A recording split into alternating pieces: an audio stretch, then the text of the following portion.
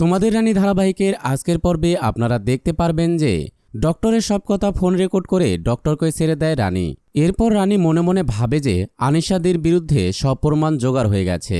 এতদিন আমি চুপ করেছিলাম, কিন্তু আর নয়। নিজের স্বার্থের জন্য একটা সুস্থ মানুষের পেট কেটে পয়জন এলিমেন্টস ঢুকিয়ে দেওয়া হয়েছে। এই নোংরামি আমি কিছুতেই মেনে নেব না। আমি আজকেই সমস্ত কিছু দুর্জয়কে জানিয়ে দেব। আর ঠিক তখনই সেখানে আনিশা আসে আর বলে, জয়কে ফোন করার আগে এর কি পরিণাম হতে পারে সেটা আগে ভেবে দেখো রানী।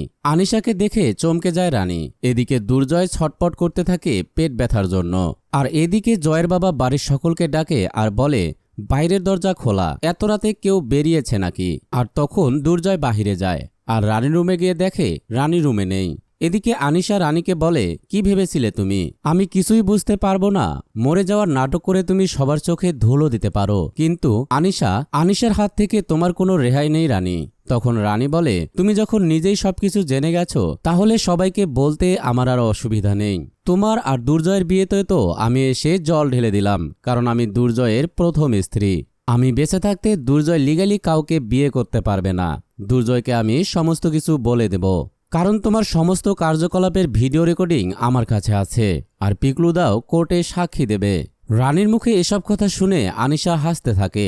তখন আনিশা বলে, রানী, আমাকে সবার সামনে নিয়ে আসার আগে তোমার দুর্জয়ের কি অবস্থা হবে সেটা জেনে যাবে না? এরপর আনিশা ল্যাপটপ অন করে রানীকে দেখায় যে দুর্জয়ের পেটে সে একটা বমও সেট করেছে, যার রিমোট এখন তার হাতে। কথা শুনে রানী অনেক ভয় পেয়ে যায়।